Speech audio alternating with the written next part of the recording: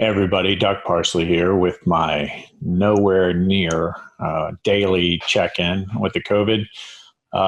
Obviously, the momentum for these videos for me has decreased. There's lots of reasons for that, but one of the reasons for that is just because the momentum of COVID has actually decreased.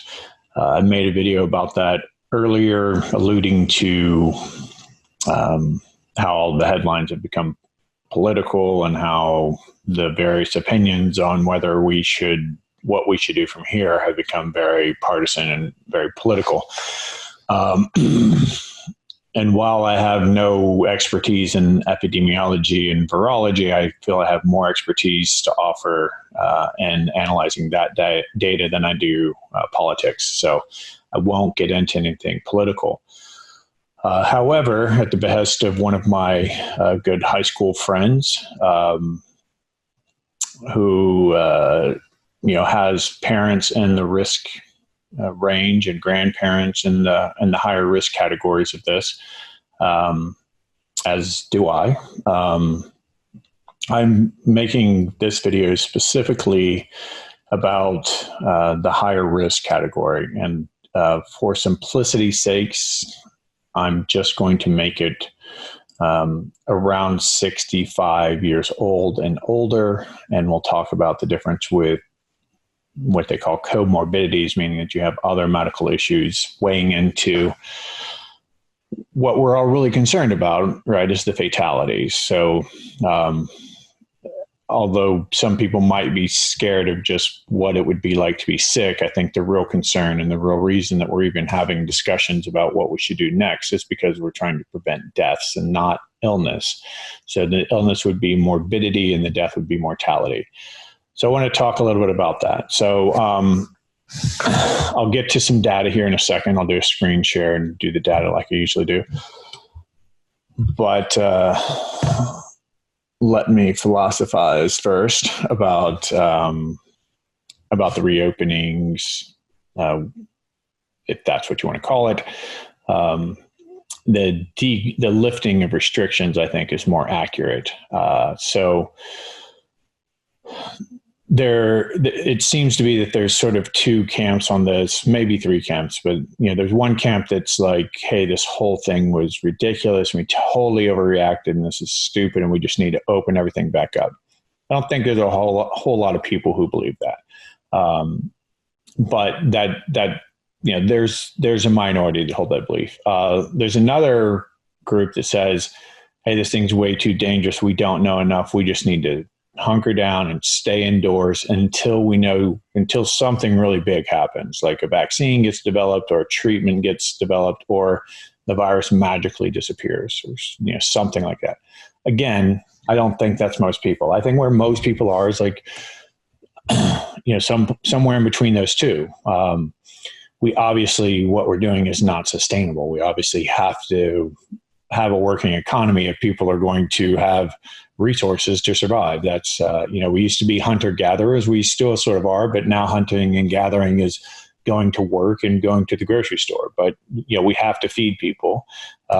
We have to, have shelter and electricity and heating and air conditioning and utilities to cook with and keep refrigeration and all the luxuries of modern life, since we aren't truly going out and hunting and gathering our food every day. We have to have these resources. So we have to put the work into getting those resources back, or to maintaining those resources. Like that's just, I think, obvious. I don't think that's worth elaborating on. The question is, for the camp, it's, oh, this is way too dangerous. Their argument is, well, you don't care about human life. And of course, we all care about human life. At the very least, we all care about our own lives, right? So, but I think it's a hard argument to make that there are people out there who just simply don't care if anyone dies, especially because it could be them or someone they care about and love. But obviously, there is no future where there aren't going to be any further deaths, right? first of all, people die every day. Lots of people die every day. We'll get into that data in a second. People die from all sorts of causes. We'll get into that data in a second. And as we start moving around more, I mean, just everybody getting back in their cars and going back to work, that's going to lead to more deaths. People going back to work is going to lead to more deaths because there's occupational injuries. And, the more active people get, there's occupational deaths. And then the more active people get, there's deaths around, unintended injuries that lead to death all the time. So just by simply letting people out of their houses, we're going to incur more death. And obviously we are going to spread the coronavirus more, because people are going to be interacting more and people are going to be closer to one another, and the virus is going to have, an opportunity to infect other people. So, if the death rate, and we'll talk about what that means here in a second, if that death rate doesn't really change, then, as far as a percentage of the people who get the virus die, if that's a fixed number, fairly close to a fixed predictable number, then obviously the more people who get it, the more people will die. And there is no avoiding that. Obviously, more people are going to die in the next 6 months, whether we stay in our houses or not. The question is, will we overall save lives? There's an argument to say we will save lives by letting people out of their houses, because we won't have as much financial distress, and therefore we won't have as much death around drug overdoses and recreational drug uses gone wrong, intentional drug overdoses, suicides, things like that. There's lots of data out there around increasing domestic violence, spousal abuse, child abuse. So there's suffering and there's death. There's morbidity and mortality in keeping everybody at home. There's morbidity and mortality in letting everyone go out. So obviously, if this thing has a super crazy, super sharp spike, once we start loosening up, then we go, okay, well, we need to tighten back down, and we can go in and out of it. But just speaking about the data, yes, of course, more people will be exposed to the virus. More people overall aren't very likely to die, right? Because unless a vaccine or really effective treatment comes along, everybody is eventually going to be exposed to this, and some people are going to be susceptible, and some people are going to have bad outcomes, and some people aren't going to have bad outcomes. So,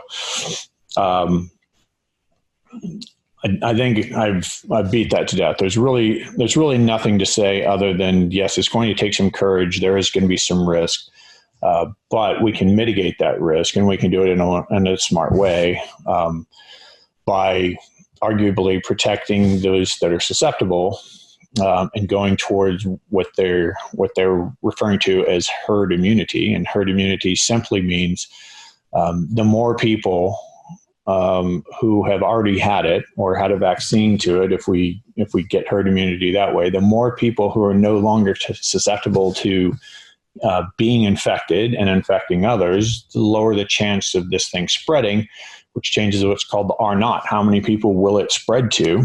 If one person has it, how many people would they give it to? Well, if one person out of 100 has it, is currently infected, and the other 99 are immune to it, then of course the R naught is 0. It won't spread to anyone. If 50% of the people are susceptible, and it has an R naught, like an ability to spread of a fixed number, then let's say 2. So for every one person, for somebody who's infected, for every one person who's infected, they will infect 2 other people. Well, if you're talking about 1 out of 100 people having it and 50 people being susceptible, then obviously it's going to be half as many as if all 100 people were susceptible. And if you can do the percentages from there. So the higher the number of the people in society who can no longer spread it because they can no longer be infected, they therefore can't infect other people. The higher the percentage of that, the slower the spread, right? And then you get into the same type of scenario that we have with all other lower respiratory infectious disease deaths, so influenza-like illnesses and deaths. So I think that's all I'll say about that now. Let me go into a screen share, talk about the data that we always talk about. Share that. So this is, again, worldometers. URL is worldometers.info. I highly encourage anybody who is interested in the risk of coronavirus or any of the other stuff related to coronavirus. I highly recommend going and getting your data from this, a non-media based source, and that includes media that you put the word social in front of. So if we look at the data here, 3.8 coronavirus cases. That's kind of a misnomer. What that means isn't that there are 3.8 million people in the world who have coronavirus. It means that there are 3.8 million people that have tested positive with PCR.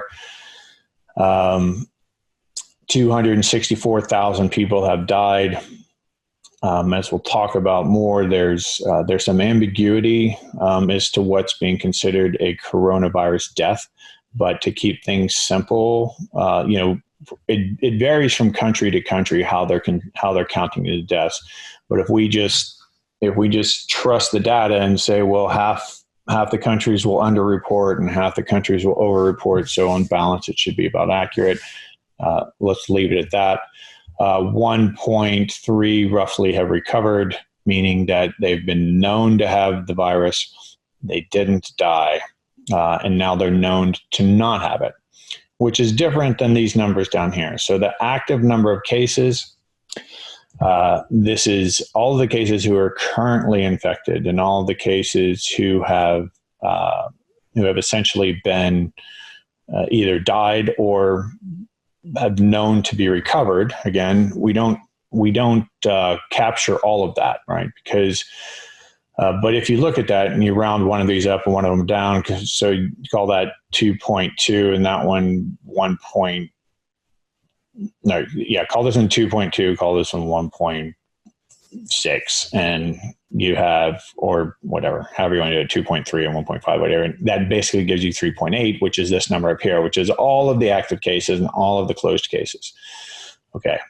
Now, out of the active cases, 2.2 million of those cases are mild, meaning these people did not need medical attention. They were sick enough to get tested, or they were at high enough risk to be tested. But 98% of them don't need medical attention. They're safe and sound. Not to say they're not sick, not to say they aren't miserable, but they're exceedingly unlikely to die. Now, the good news is when I first started tracking this number would be between, I'd say early March, this was like 93 to 94%. This has steadily increased, and the serious and critical have steadily decreased. As we get more data, we're finding, 2% serious and critical. Another interesting thing about, I'll cover that later. So out of that 2%, those 2% will move over here to be the possible deaths. Okay, that's simply the way it goes. These people are not moving over to death. So out of the 2%, again, this number is steadily getting lower. This was originally 21, 22%. It's now down to 17% of this 2% will die, essentially. It's not quite that simple, but let's keep it there. This is total deaths. The total deaths will always go up, right? It can't go down. We're never going to subtract. Well, we're unlikely to subtract deaths, but the deaths will always be increasing. Even if it's one a day, it will keep going up. A logarithmic is basically saying, is the rate of deaths changing? So when it's very steep like this, it means that deaths are essentially accelerating.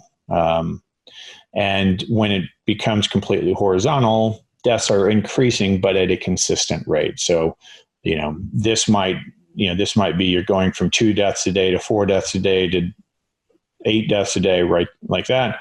And if it's horizontal, it's like 2 deaths per day, 2 deaths per day, 2 deaths per day, right? So let's look into a little bit more data.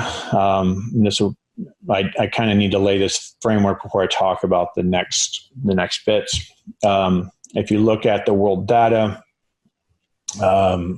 this is updated throughout the day. So if we go to yesterday, we have complete data. We can look at the total number of deaths.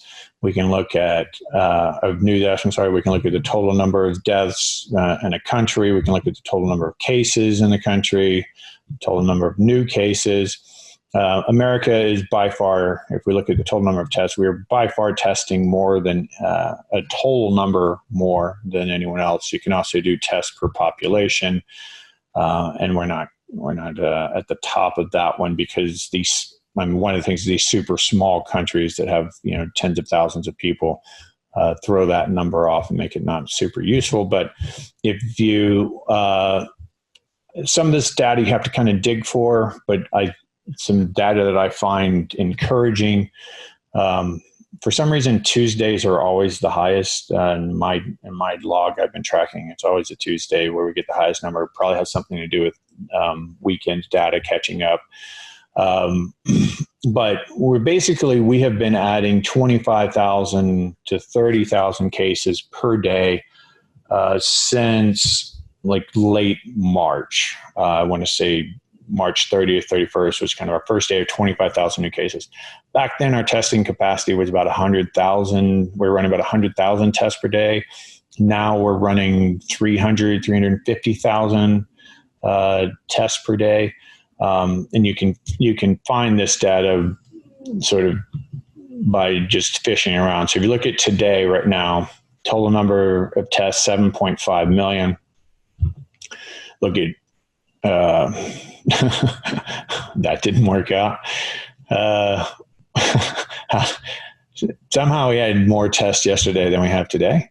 I don't understand that, but I have been, there's something screwy with that. Obviously we didn't take away tests. So what you'll find if you flip back and forth between these, you can look at the total number of tests we've done, and you can find out we're doing about 300,000 tests per day, 330,000. So that means that we're doing 3 times as many tests, but we're only getting about 30,000 new, which if we test 100,000, we get 30,000. That's 30% of the people, right? But if we test 300,000 and we only get 30,000 new cases, and that's only 10%, right? So of the people who are sick enough to be tested, currently only about 10% of them are showing up as positive. That's a good thing. What's even a better thing is that all of the people who are getting tested are not all of the people who have it. Obviously, there are plenty of people who are not getting tested because they just don't feel sick enough. They're not concerned enough about it, or they don't feel sick at all, right? And some of the antibody testing that's been done in New York City has shown unequivocally that about half the people who have this virus don't ever have any symptoms, so have no idea. So we could at very least double the number of active cases that we think we have. But at least half of the people won't get any symptoms. And then, as we said earlier, the people who, of the 50% of people who are symptomatic, a certain percentage of those will go to the doctor or get tested. And only, 98% of those people will be what we call a mild condition. So all the data suggests that there would be approximately, approximately at least 20, or I'd say at least 10 and up to 30% of the population if we look at, if we dig through some data, and I won't do that this time. If I get requests, I'll do that, but it's not super complex, but it's a little more involved math. But you can figure out it's reasonable to say that there's about 20% of the population who has been exposed to this virus, but at least 10, which means that we have at least 12 million cases going around America, and it's very likely to be much more than that. If we look at world data, and you just look, again, I won't get into that. So anyway, the point of it all is that there's a misconception that you can simply divide the total deaths by the total number of cases, and then that gives you the fatality rate. That gives you the case fatality rate, which is completely different than what most people are thinking of when I think of the death rate. The death rate is of all the people who have had it, period, whether they've been tested for it or not. Of all the people who have been exposed and infected by the virus, that number, 264,000 of those people have died.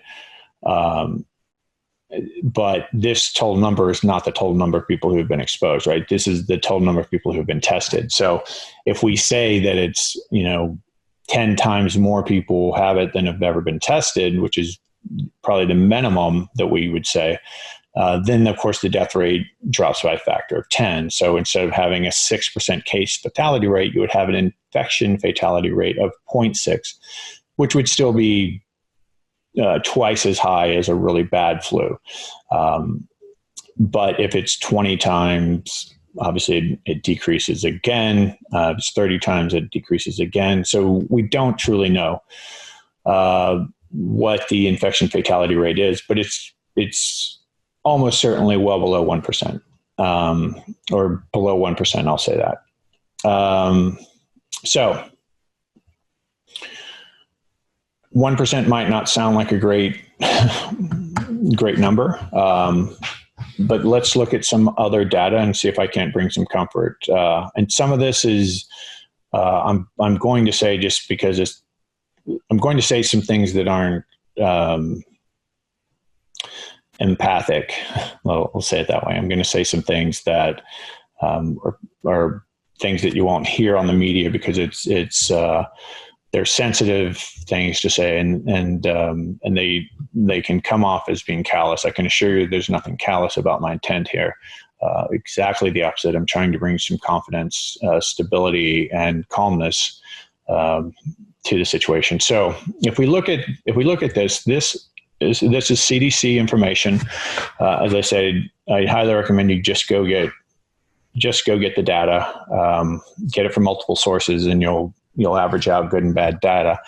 But if you look at this is the overall death rate per 100,000 people.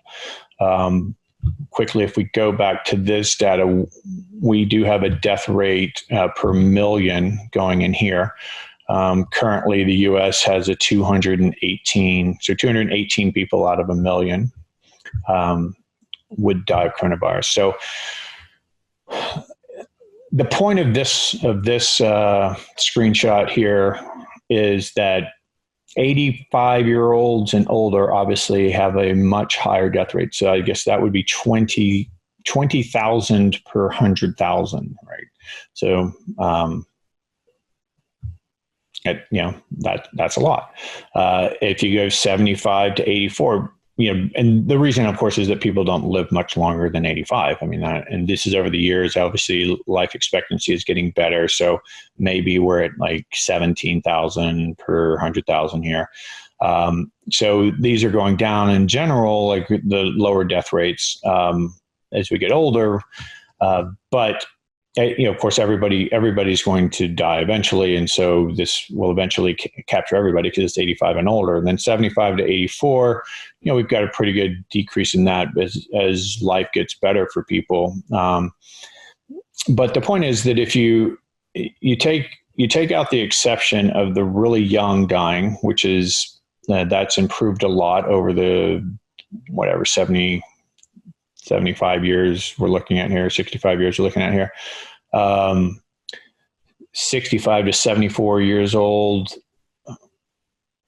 55 to 64, that's all averaged out. Like it's going down by decade, right? So the older you are, the more likely you are to die, essentially, with the exception of the very young dying because they're, the very young are very fragile.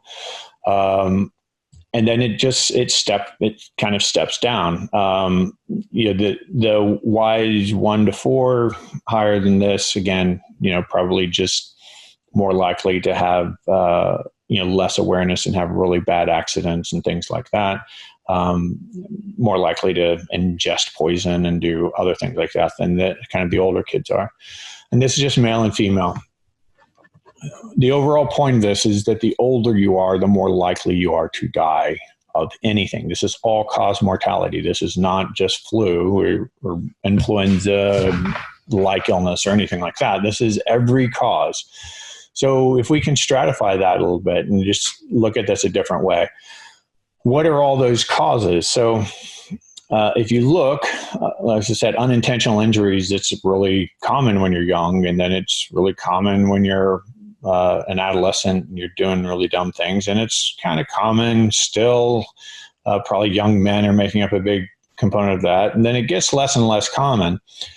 And as we get older, obviously, as we get over 65, that's not a big category for us, but what is? 25% die from heart attack, 20% die from cancer.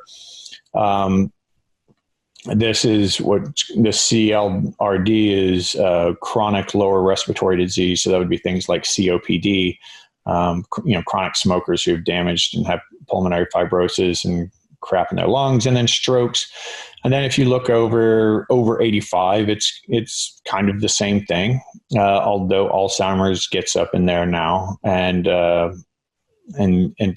some of this chronic disease goes away. Not a huge percentage difference, though, if you look at it. So the point is, influenza and pneumonia is 2.8% here and 2.3% here. So the case I'm going to make today is that although you're more likely to die from any cause the older you get, you are much less likely to die from influenza than you are heart disease, cancer, chronic lung disease, stroke, Alzheimer's, diabetes, or even unintentional injuries. Another way to look at this, again, deaths per 100,000 people over the course of time as we've been tracking this. The influenza, pneumonia and influenza here, that's this dotted line down here. So just a simple graphic, these are going up by 50s. This is a lot more, right? And this is heart disease and cancer. And then big drop down, and what is that one? That's the chronic lung disease, unintentional injuries, stroke, and then that goes down to Alzheimer's disease. But anyways, the influenza and illness is down here. So while it does make the top 10, it is nowhere near the risk of this, and it is orders of magnitude below these chronic disease, Alzheimer's, and unintentional injuries. I mean, so that I think should bring some comfort to people. And I hear you saying, well, I don't have heart disease. So I know I don't have heart disease, so I'm not worried about this. Well, let's look at that. Again, CDC data. This is CDC's data. No, I'm sorry. This is American Heart Association's data. If we look at this, cardiovascular disease, an estimated 83.6 million Americans, again, that's estimated, have one or more types of cardiovascular disease. Of these, 42, so slightly less than, just say equal. That's equal to half of all the people who have cardiovascular disease are estimated to be over 60 years old. For people who are 60 to 79 years old, 70% of men, well, 70% both of men and women have cardiovascular disease between 60 and 79 years old. And then 80 and above, 83% of men, 87% of women have cardiovascular disease, whether they know it or not. So if we look back to this slide here, we only have 28%, 25% of people over 65 dying from heart disease. However, we know that, 70 to 80% of them have cardiovascular disease. And if you go down and you look at stroke, it's pretty big numbers in there as well. More than you would expect given the numbers. So the point of all of that really is just to, let's see, we're going to stop the screen share. The point of all that is that the older we get, the more susceptible we are to death. You have a much, much, much higher chance of dying of anything as you get older. And you have a much higher risk of dying from a heart attack or cancer, whether or not you think you have cardiovascular disease or whether or not you currently know that you have cancer. If you are over 65, those are the things that are most likely to kill you. And as you, I encourage you to go to the CDC, just look at all, you can just Google that and just go to academic type sites. You can just Google mortality, U.S. mortality and age or something like that. And you'll come up with like, here are all the things that are likely to kill you. And in all of those examples, the influenza and pneumonia, which would include this, because this is it's an influenza-like illness. And even though it has some different qualities to it, don't get hung up on that. It basically, it's an infectious, it's a lower respiratory infection that kills people. Influenza is, 2.3, 2.1, kind of as you get older.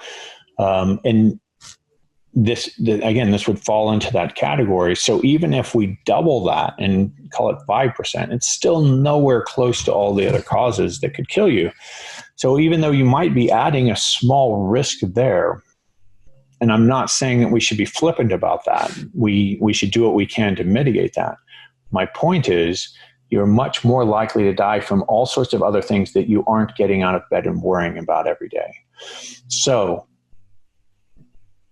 my hope is that in reading some of this data and listening to what I've said today, we can decrease the amount of anxiety that people have around this, because the anxiety is not helpful to begin with.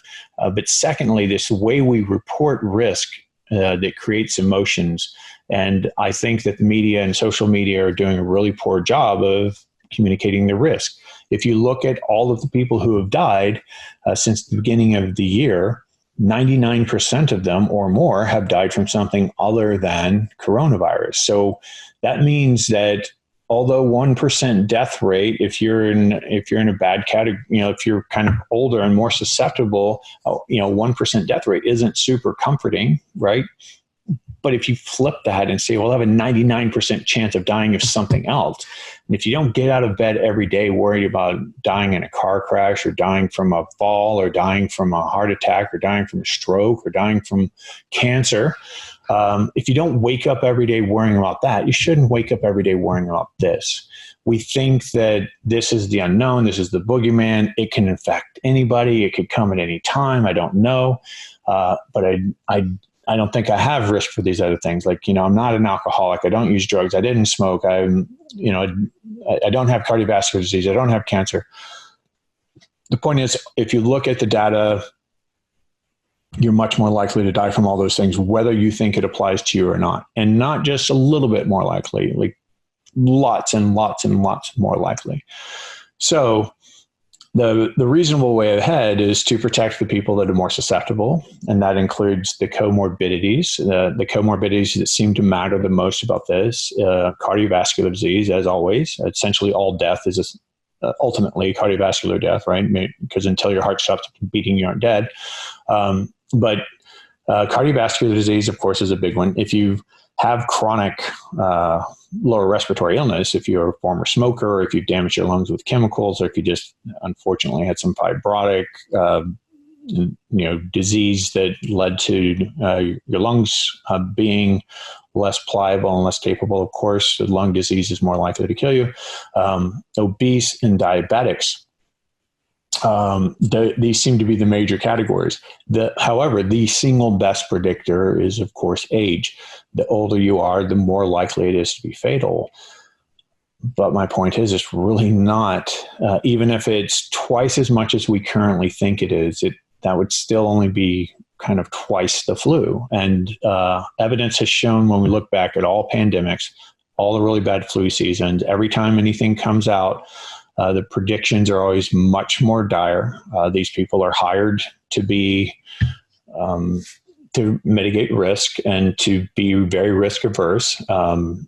It's okay if they completely overestimate the morbidity and mortality. It's not okay if they completely underestimate it. So everybody's erring on the cautious side. But if you look back on all these pandemics, the numbers, the projected numbers of deaths just come crashing down. And the more data we get, the fatality rates just keep going down and down. And we won't have any of that data for a while. However, it is almost certain, it's as close to certain as anything could be, that the numbers are going to be better than we currently think they are, as far as how dangerous this thing is and how many people will ultimately die. So as those models will always overpredict, we can assume they're overpredicting right now. And what we currently know is that this is approximately, with the data, if we crunch the data we currently have, we'd say this is approximately 2 to 3 times more deadly than the flu. And the flu is in the top 10, flu and pneumonia, influenza-like illnesses in the top 10. But if you look at influenza-like illness and pneumonia combined as a category, and you just say, well, this is going to be part of that, you're unlikely to die of the flu right now. If you're going to die, if the flu would have killed you, then you're actually going to die from COVID right now. So that gets a little messy. But even if, like I said, even if we just double it and we say, okay, we're going to get twice the number of deaths, you're going to go from 2% of all pneumonias and influenza-like illnesses. So we double that. Well, you still have a 96% chance of dying from something else. So the way ahead seems pretty obvious. We need to protect the susceptible, and we need to get herd immunity, whether that is from everybody being exposed to it, everybody who's not super susceptible going out and getting exposed and mixing it up amongst themselves, getting rid of the possibility of being someone who spreads it, because you've already had it and you've become immune to it. You're no longer infectable. You no longer can infect other people. And that can come in the form of a vaccine, and that can come in the form of just being exposed to it and getting it and becoming non-susceptible to it. So overall, it's just simply not the biggest worry of anybody. It shouldn't be the top worry of anybody.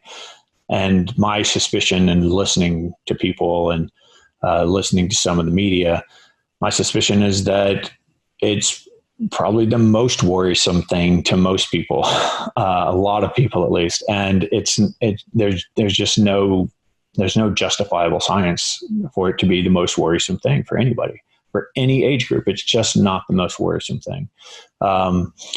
Again, I understand the unknown, the uncertainty that scares people. How we communicate risk scares people.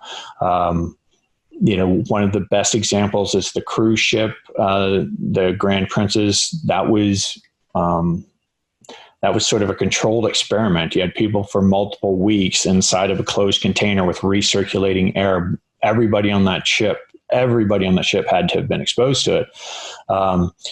they had about 17 to 20% of the people total got infected by it. And that's with everybody being exposed. And the data is like the elderly population, over 99% of them survived. So again, not that there's no risk, but it shouldn't be top of mind. It shouldn't be the number one thing to worry about. We just need to protect those who are the most vulnerable, give people the freedom to choose how much risk they want to take on. We all take on risk every day. We take on risk when we get in cars. We take on risk when we eat food. We take on risk when we do everything. There's a risk to everything. There's a cost to everything. So I hope this settles people down. I hope that you find some comfort in what I said. The data that I recommend using would be on Worldometer's, Johns Hopkins site, CDC, or PubMed. And you can, I would just encourage you to play around with data until you get a more firm estimation of what's really risky and what should be concerning and scary to you. And this should be one of the factors, but it just should not be the top factor. And that's all I'll say about that. Like I said, I hope it was helpful, and I will be checking in again soon with something else.